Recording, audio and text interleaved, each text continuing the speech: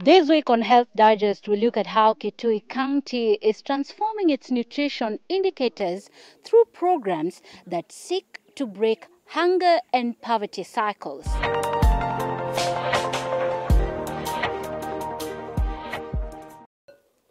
Health experts argue that nutrition is an important determinant of population health, so much so that better nutrition is linked to improved infant, child, and maternal health, among other critical components of health and development.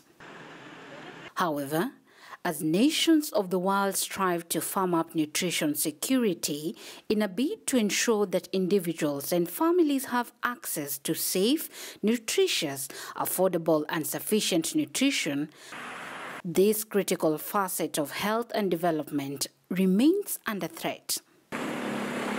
Counties like Kitui, that is home to over 1 million people, have felt firsthand the impact of malnutrition that has been exacerbated by climate change over the years. These changes in weather patterns have decreased food security and diet quality for hundreds of thousands of families in the county, exposing the most vulnerable in the community to multiple forms of malnutrition.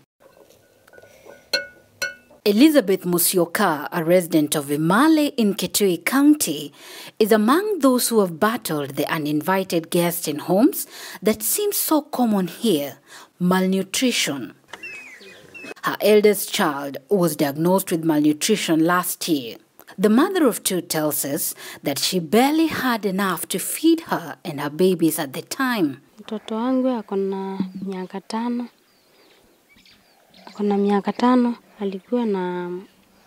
Alikuwa anakaa vibaya sana sababu ya chakula. Tulikuwa tunakula vibaya na watoto wangu, chakula ilikuwa shida. Just a few meters away from her home is Purity Annas. On the day we visited her home, we caught up with community health promoters who had come to check on the progress of one of her children who had been diagnosed with malnutrition a few months ago during a mass screening exercise in the area. Like many in her community, she was unaware of her son's health status until measurements of the upper arm circumference of her son indicated that all was not well with regards to his health. Tulienda Kinakoni, tukapimiwa watoto. Mtoto wangu alikuwa anaendelea vibaya. Kutoka hapo, tuliambiwa turudi nyumbani, tukangoje. Tuligojea, tukapata msaada. Kutoka hapo, nikanunulia mtoto vyakula vyenye vinaongeza kwa mwili. Pia nikanunua mbegu ya kupanda kwa shamba. Such visits help community health promoters determine whether malnourished children in the area are responding to medical and nutritional interventions. They entail families of malnourished children undergoing training on how to use this simple but effective tape to determine whether the children are having adequate nutrients or not. At the facility level, cases of malnutrition had become way too common, as explained by Jacob Mwanzia, who is the nurse in charge of Kasala Health Center in Kitui South. During drought, it's whereby we had saw many cases of malnutrition from this area, whereby we started by screening. We were working hand in hand with the CHPs, who used to mobilize the children under 5 years and the mothers who are pregnant and those lactating infants 6 months and below. We did screening whereby we identified so many cases of malnutrition, and we started giving them supplements. At the beginning, we were getting so many cases. After screening at the facility, we went out, we started doing outreaches here 2022-2023. So we identified so many cases. You could find, like by that time, cases went up to 84 cases of severe acute malnutrition. Kuna wale moderate, which was over 100. We started treating them by giving them supplements and following them up. through support of outreaches, we could reach as many, those who could not reach the facility, because there are those who come from very far areas. So we could reach them through outreaches, and we treated them, and most of them were cured. So as at now, when you compare that time and where we started and now where we are, the cases have really reduced, because from 84 now the cases that we are managing, we have 14 cases, but we are still going on with outreach. That is at the facility. There are others that we manage at the outreach site. Similarly, the high numbers of children under 5 whose health remained at stake due to malnutrition were also being witnessed at the Musavani dispensary in Mwingi North, according to Simon Wendwa, who is in charge of the facility. This worrying trend meant that children were not receiving adequate nutritious foods that is critical in their well-being and development. We have been giving these services of nutrition starting from September, that is 2022. So during that time, when we were starting, the status of nutrition in Musavani was not good, because we were receiving children under 5 who had malnutrition, whereby the MWAC was reading 11.5 centimeters and the height. So the things were not good at that time. For example, we had someone who started EN services with a MWAC of 11.5, and we talk now, he has 13.5. So with those cases, if we are not for the support from USAID, then we could say those children right now, they would have died. But as for now, their health are peaking, and they have, even some of them, they have gone to school. So we have reduced the number of malnutrition to at least, now we are getting at least 5 per month. But during that time, we are getting more than that per month. So that is an improvement through the nutrition services. Then we had those who could not go far.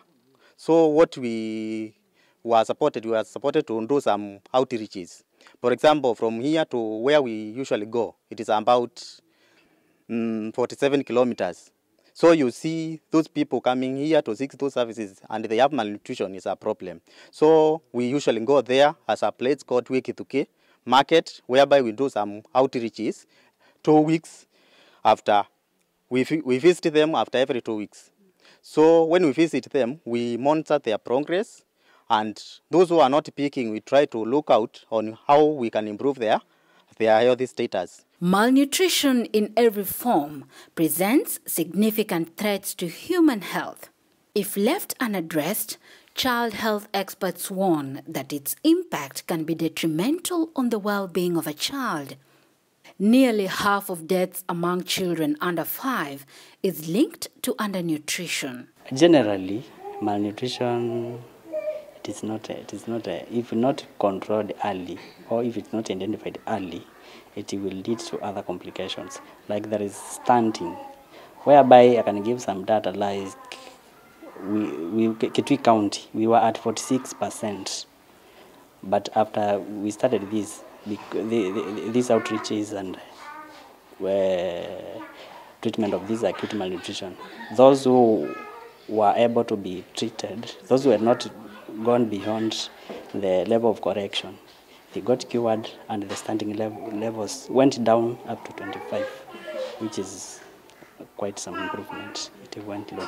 So when a child is malnourished, it just affects the general well-being of the child, because even in class, that child will not be able to capture anything. The learning will be slow as the growth it is. Yeah, so it has helped them a lot. To counter the effects of malnutrition in the county government, in conjunction with different stakeholders, have been leveraging outreaches to reach the most affected communities with the aim of screening for malnutrition and initiation of treatment for those adversely distressed. Mimi kama community health promoter niko na wengine ambao tunaenda house to house tukiwafundisha jinsi ya kula, yani nutrition, na pia jinsi ya kuzuia magonjwa, sababu mtu akila vyakula vinavyohitajika atajikinga na magonjwa. Na kwa siku ya leo haikuwa ya wale wamama wajawazito na watoto peke yao. Ilikuwa ni tangazo ambayo ilikuwa ni ya watu wote ambao ilikuwa wametangaziwa waje wapate matibabu. Kwa mfano, watoto walio chini ya miaka 5 wakija kama hapa saa hii wanapima mwaka kuangalia mwaka wako chini, sababu kuna hii inaitwa family mwaka, lakini kuna ingine ambayo huwa tunapima watoto hapa. Mtoto akiwa kwa green, huyo mtoto yuko vizuri. Akiwa kwa yellow, huyo mtoto tunasema yuko hapo katikati. Anaweza kutoka kwa green akaenda hapo chini ambao ni kwa yellow.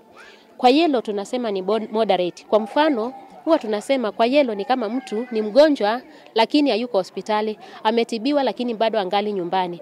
Mtoto akiwa kwa red tunasema yuko katika sphere. Yaani mfano amelazwa. Kwa hivyo hayuko nyumbani. So tunawaadvise ya kwamba watoto walio chini ya miaka 5 wanastahili kula vyakula 7 food groups.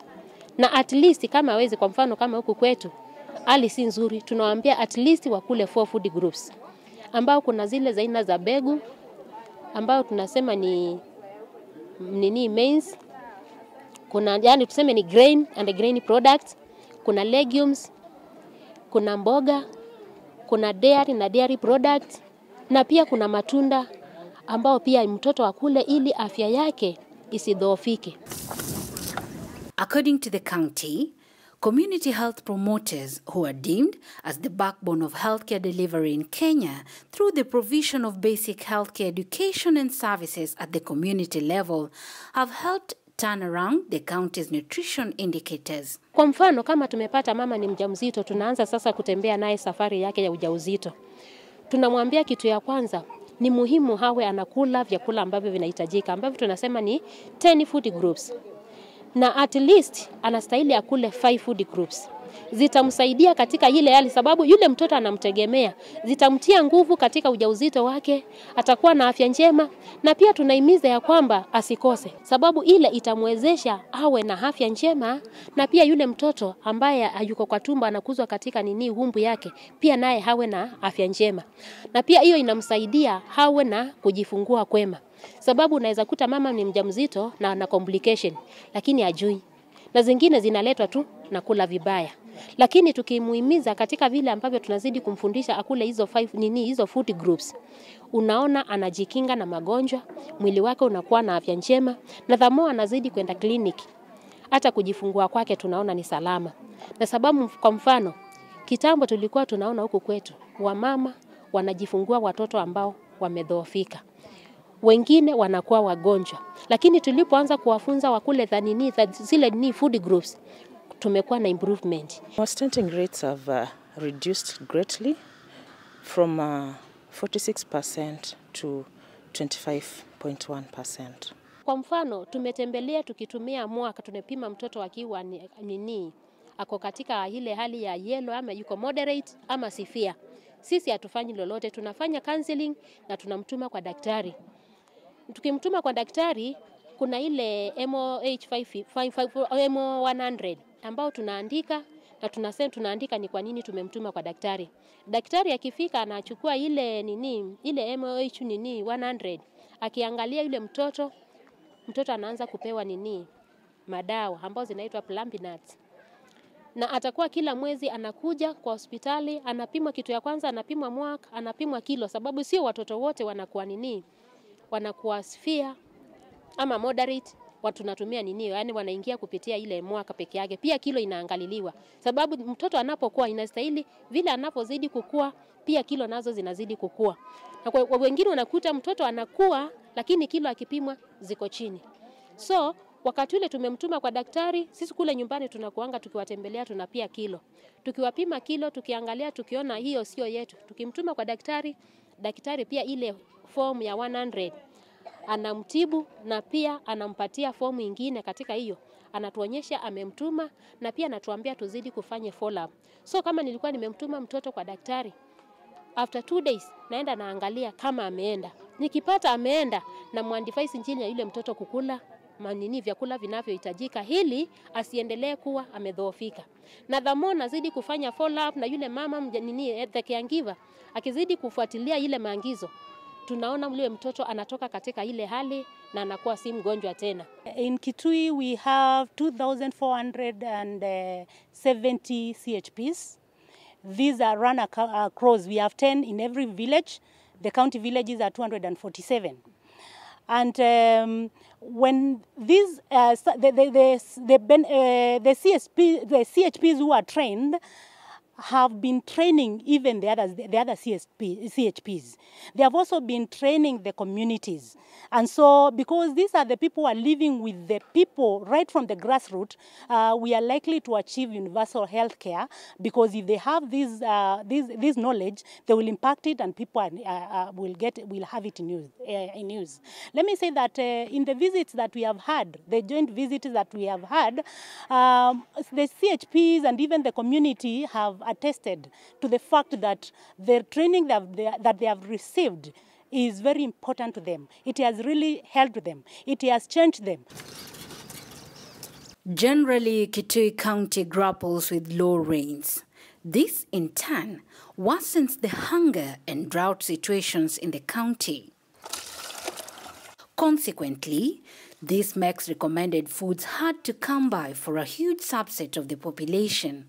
The poor performance of the short rains of 2021, that's the October-November rains, which are actually the main rains in this part of the country, meant that Kitui, again, the populations were not able to get enough food for their households.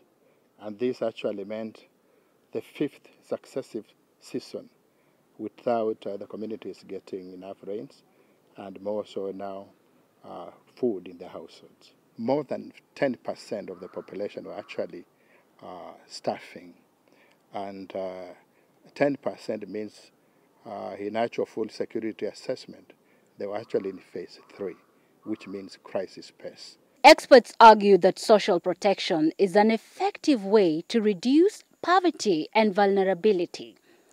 Here in Kitui County, cash transfers are helping break these vicious cycles that more often than not have an impact on the general health and well-being of families. As you are aware that during such a crisis in the starvation, children and mothers suffer more than the rest of the population. We decided actually to tackle the drought response in Kitui by targeting children under 5 and the mothers, lactating mothers and pregnant mothers. So World Vision went ahead to mobilize resources from our partners. And they were able to get resources from the U.S. government through USAID for a response project in Kitui. And this project actually had 3 major components: nutrition, wash, and food assistance. The project is supporting 2,973 beneficiaries through cash transfers, unconditional cash transfer. The money was meant for food, and this food, we had partnered with the Ministry of Health to ensure at least the families, the vulnerable families, know which kind of food and the food combinations are good for the health of their children and their households. And they were really trained on them. And even during the outreaches, the nutrition and health outreaches, they are continuously reminded about those health food groups. And even the CHV, that's the community health promoters, when they visit the vulnerable targeted household in their homes, they ensure they remind the household, and they even look at the way they are preparing the food, and even the communities are trained on how to prepare the food. And this has worked well. Experts argue that this approach to improved child nutrition goes a long way in helping families meet their dietary needs, as most children with malnutrition are often from families that face a range of economic and health challenges. Wakati nilipata hizo pesa mara ya kwanza, si kununua mbuzi. Shinda ya kutonunua mbuzi, niko na watoto wawili, orphans, hatuna mzazi, wako shule different. Nikawalipia pesa, alafu hiyo ingine nikawanunulia chakula. Raundi ya pili nikanunua mbuzi, nikawanunulia chakula, nikalipa hiyo ingine shule. Raundi ya 3 nikanunua mbuzi moja, nikanunua chakula na nikalipa shule. Alafu hii ingine, hiyo ni raundi ya 3. Raundi ya 4 nikanunua mbuzi tena. Alafu nikanunua chakula. Raundi ya 5 nikanunua chakula, nikalipa shule. Alafu nikanunua mbegu, sikuwa na mbegu. Nikapanda, hata mkiangalia huku mnaona kuna vitu kwa shamba. Nikapanda, alafu nangojea kuvuna.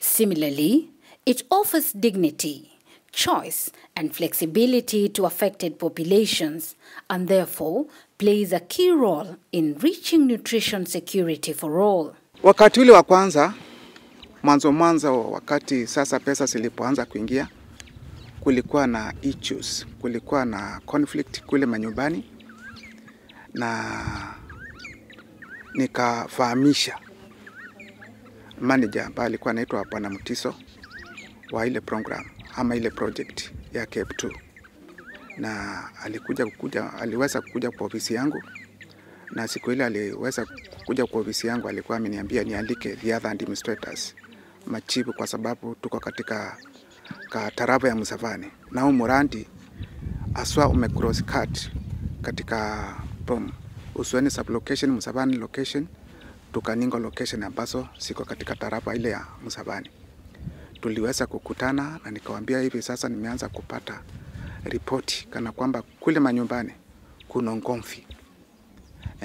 Definitely wile manager alituambia kuna vile tunaweza kuashwa nje sisi administrators katika umurandi kukitokesea conflict, kwa sababu sisi we are the administrators, tuko kiwango huko machinani, ni lazima tusaidie zile mboma.